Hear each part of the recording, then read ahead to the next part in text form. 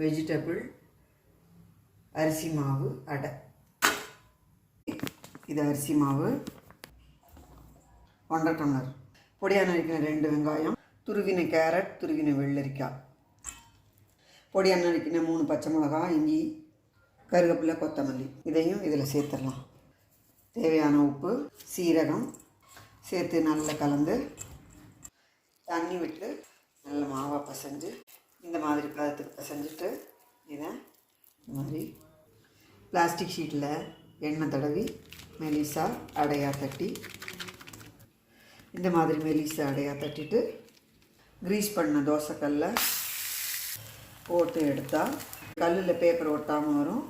மேலே எண்ணெய் ஒரு பக்கம் வந்ததும் திருப்பி போட்டு வேக விட்டு எடுத்தால் நம்ம சூப்பரான வெஜிடபிள் அரிசி மாவு அடை ரொம்பவே சூப்பராக இருக்கும். இதுக்கு தொட்டுக்கிறதுக்கு இந்த வேர்க்கடலை சட்னி சூப்பர் காம்பினேஷன். ட்ரை பண்ணி பாருங்கள்.